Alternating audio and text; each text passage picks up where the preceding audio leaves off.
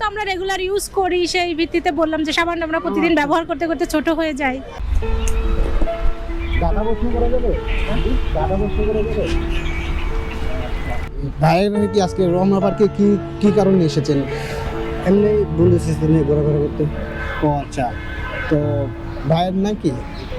আমার নাম শুভ। শুভ। আর বড় ভাই? আপনার মামুন। পড়াশোনা করা হয়? না, আমরা ঢাকায় কাজ করি। ও আচ্ছা, এমনি ঢাকা কোথায় থাকা হয়? দাদা কামরাঙ্গীরচর। ও আচ্ছা, কামরাঙ্গীরচর। ভাই একই জায়গায়? দর্শক, তো ভাইয়ের শুভ ভাইয়ের কাছে যাব। আচ্ছা, কি এমন জিনিস যা আগুনও জ্বলে না, পানিতেও ডুবে না, সেটা উত্তর কি? যদি দিতে পারেন 5 সেকেন্ডের ভিতরে আপনার জন্য ছোটোখাটো একটা আকর্ষণীয় একটা পুরস্কার। এই পানিতেও ডুবে না, আগুনও জ্বলে না, কিরকম? আমি আবার বলছি দেন।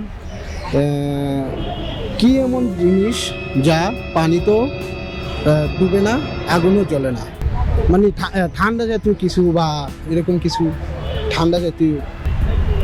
একটু ক্লু দিলে ভালো হতো। আপনি যে কোনো একটা বলেন। আগুন বলতে পারেন, সময় 5 সেকেন্ড পাবে। স্টার্ট হইব। 1 2 3 পানিতেও ডুবে না, ওরকম 4। ভাই বলতে পারছি না। বরফ তো মনে করেন পানিতে যদি বরফ বেশি হয় পানি অনুযায়ী বরফ ডুবে যাবে, মানে বরফ গলে যাবে। ঠিক আছে, আর যদি আগুনের কাছে দেন তাহলে গলে যাবে।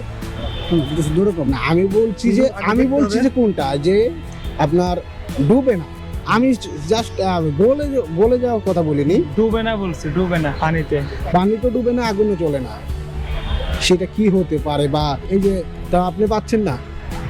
আচ্ছা, তো ভাই নেক্সট কোশ্চেন করেন। সরি ভাই, এমন কোন জিনিস সকালে আসে রাতে যায় কিন্তু ঘুমায় না, কোনোদিনও ঘুমায় না? সময় পাবেন 5 সেকেন্ড। সূর্য। এটাই তুই পরে বললো এইগুলা।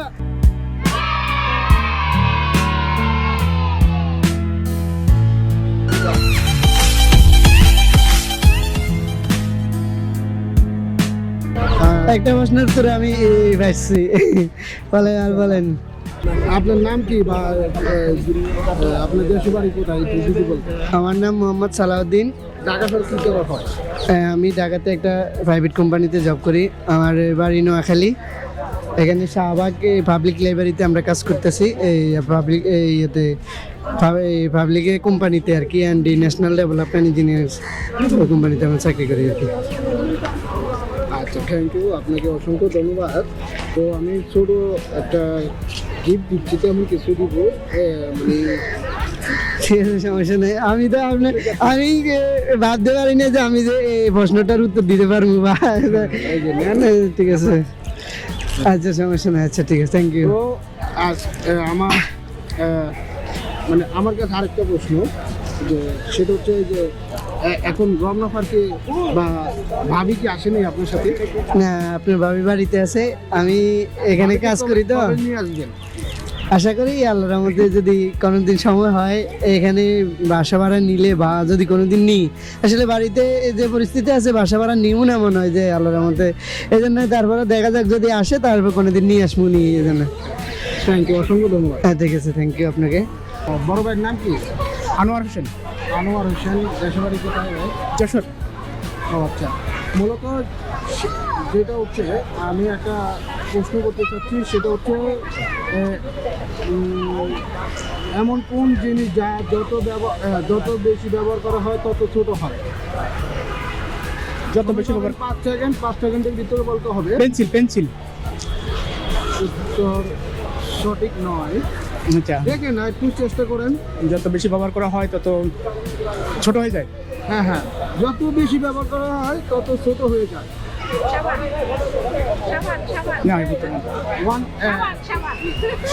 সাবান। তো ভাবি একটু সামনে আসুন। আচ্ছা, ভাবি যে প্রশ্ন করেছে রাইট অ্যান্সার ভাবি।